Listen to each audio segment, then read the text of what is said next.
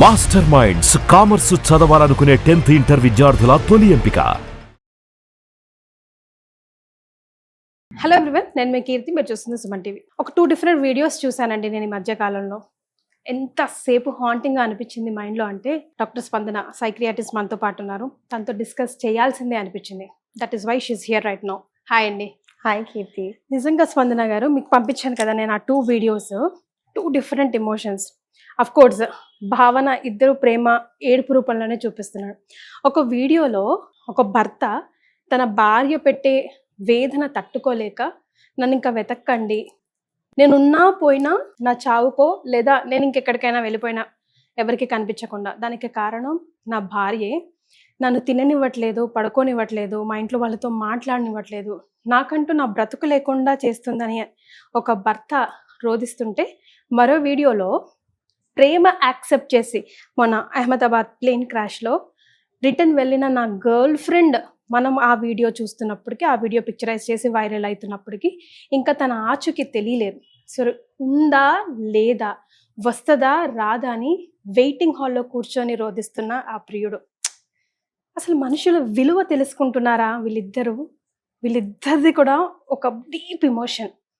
వాళ్ళిద్దరూ ఏడుపులోనే చూపిస్తున్నారు, కానీ వాళ్ళ వెనకాల ఉన్న భావన ఒక బంధం గురించి కదా.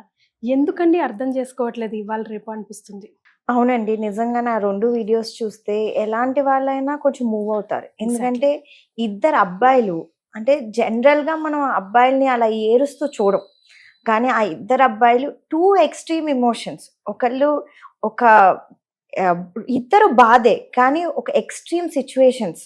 ఒకళ్ళు కోల్పోయాము, ఇంకో ప్రేమించిన మనిషి అని, ఇంకో అబ్బాయి ఏంటంటే నన్ను నేను కోల్పోయాను ఈ అమ్మాయి వల్ల అని.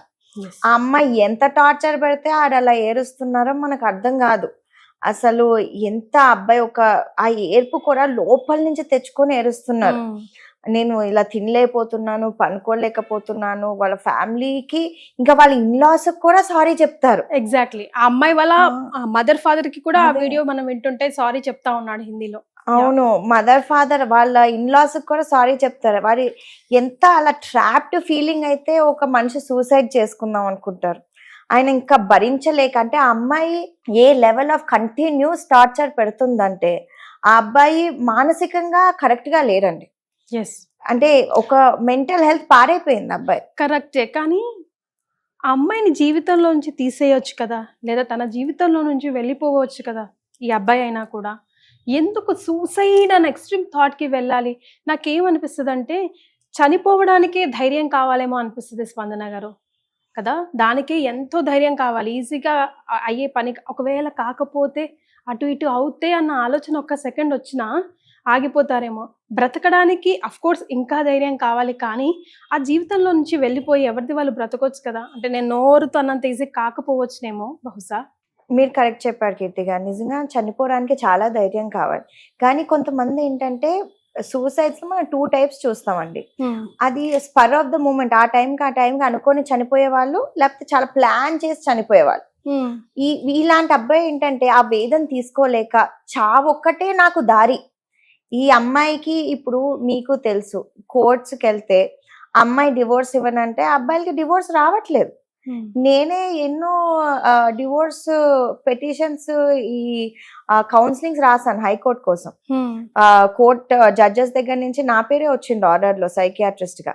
నేను వాళ్ళని చూస్తుంటే కొన్ని అబ్బాయిల మీద నాకు జాలేసేది. వాళ్ళు ఎంత టార్చర్ పడిన అమ్మాయి దగ్గర నుంచి కోర్ట్స్ డివోర్స్ ఇవ్వరు కీర్తి గారు.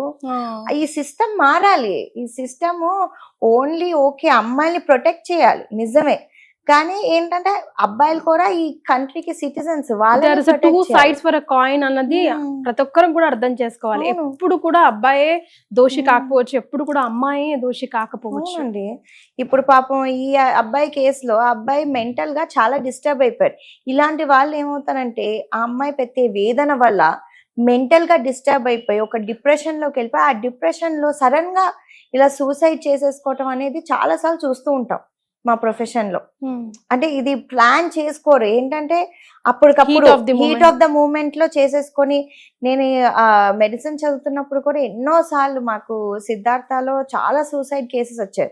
చాలా మటుకి స్పర్ ఆఫ్ ద మూమెంట్ లో చేసుకుంటారండి.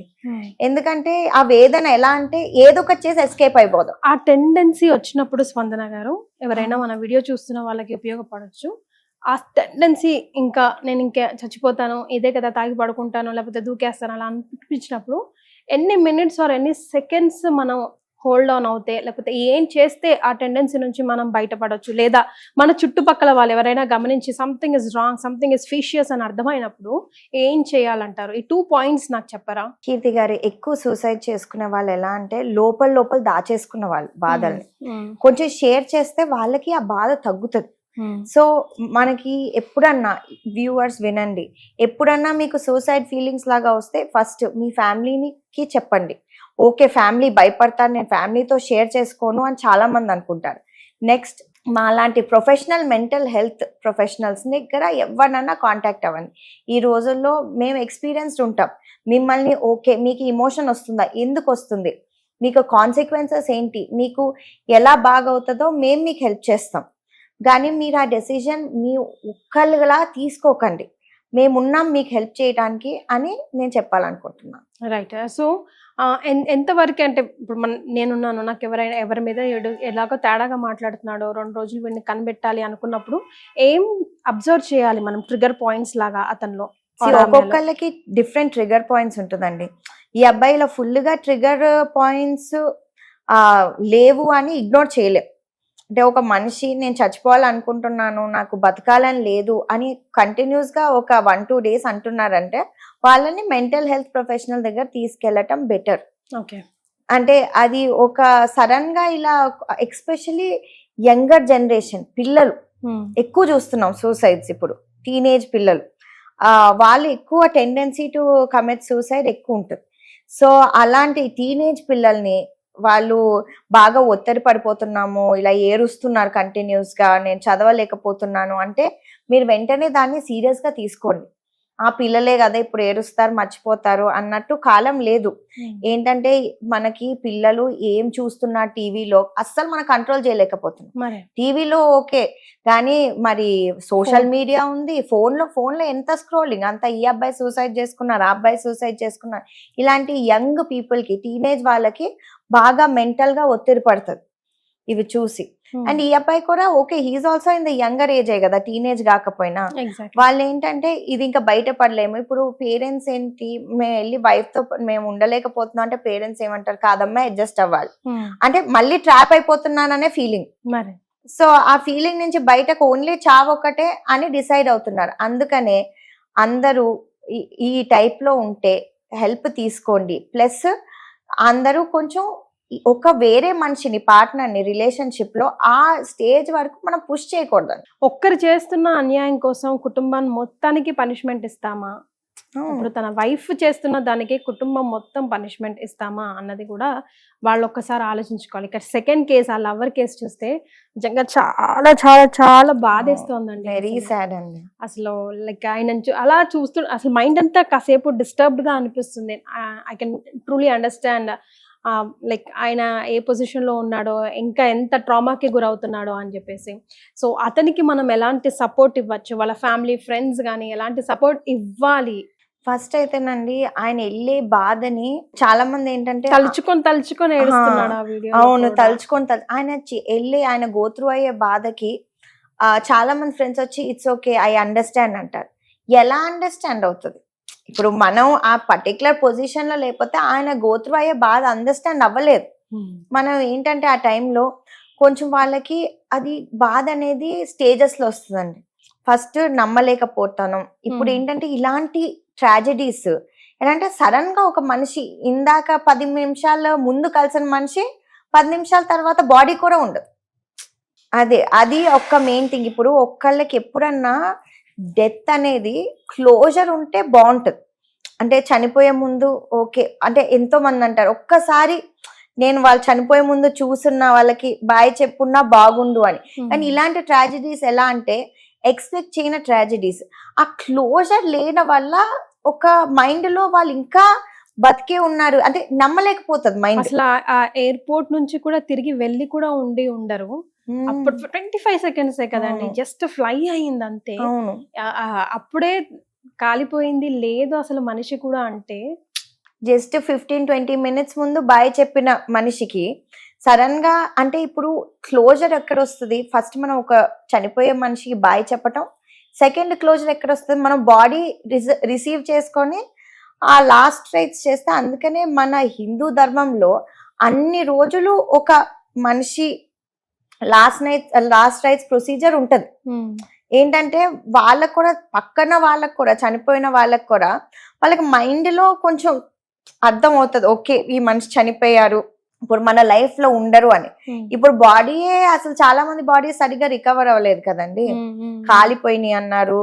అంటే ఒక మనిషి బతికారు కాబట్టి ఒక ఆశ ఉంటది చిన్నగా, మేబీ ఆమె కూడా ఎక్కడైనా దూకేసిందేమో, ఏదో అంటే రికవర్ అవుతుందేమో అని ఒక ఆశ ఉంటది. ఆ ఆశ మళ్ళీ మళ్ళీ చచ్చిపోతూ ఉంటది, ఎందుకంటే ఆ బాడీ రికవర్ అవ్వదు. ఇలా అవర్స్ అయిపోతూ ఉంటాయి, డేస్ అయిపోతూ ఉంటాయి. అందుకనే ఆ హోప్ ప్రతిసారి క్రష్ అవుతూ ఉంటది. ప్లస్ క్లోజర్ ఉండదు. బాడీ దొరకకపోతే, అది చూడకపోతే ఒక క్లోజర్ అనేది ఎలా వస్తుంది మనిషికి? ఎగ్జాక్ట్లీ.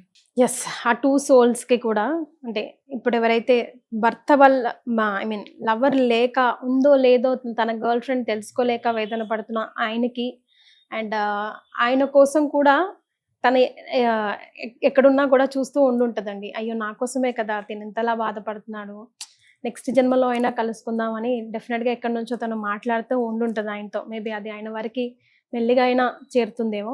ఇక ఇంకొక అతని గురించి చూసుకుంటే, భార్య ఒక్కదాని వల్ల నువ్వు చనిపోవాలన్న డిసిషన్ తీసుకోవడం కరెక్ట్ కాదు. You have else family. మీ లైఫ్కి మీరే కింగ్ అవ్వాలి. అంత చిన్న, నాకు అది చిన్నగా మనకు మాట్లాడుకోవడానికి చిన్నదేమో కానీ, but life on the whole చూసుకుంటే భార్య పెళ్ళి అనేది ఒక స్మాల్ పార్ట్ కదా. దానికోసం లైఫ్నే కోల్పోవాలా? మీ పిల్లలకి మీరు ఏం లెసన్ చెప్తున్నారు, మీ ఫ్యామిలీస్లో ఉన్న ఇతర చిన్న పిల్లలకి మీరు ఏం లెసన్ చెప్తున్నారు అన్నది ఒక్కసారి ఆలోచించుకోవాలి కదండి. 100% అండి. అంటే మీ వైఫ్ కోసం చనిపోవటం అనేది చాలా తప్పు. ఎందుకంటే ఏముంది, ఆ వైఫ్ చనిపోతే ఆ వైఫ్ మళ్ళీ ఇంకొక 1 year కాకపోతే 2 years లో పెళ్లి చేసుకుంటారు. కానీ చిన్నప్పటి నుంచి పెంచిన పేరెంట్స్ పరిస్థితి ఏంటి?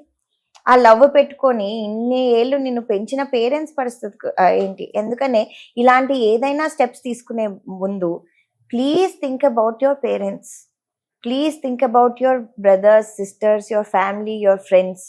ఎందుకంటే ఏదో ఒకటి లైఫ్లో సొల్యూషన్ వస్తుంది. లైఫ్ ఏదో ఒకటి ఈ రోజు కాకపోయినా రేపైనా సొల్యూషన్ ఇస్తుంది. కానీ ఇలా చేయటం మాత్రం ఆ ఫ్యామిలీకి, ఫ్రెండ్స్కి అందరికీ లాస్, చాలా పెద్ద లాస్. చాలా పెద్ద loss. Thank you so much అండి. On this heavy note, living part. By.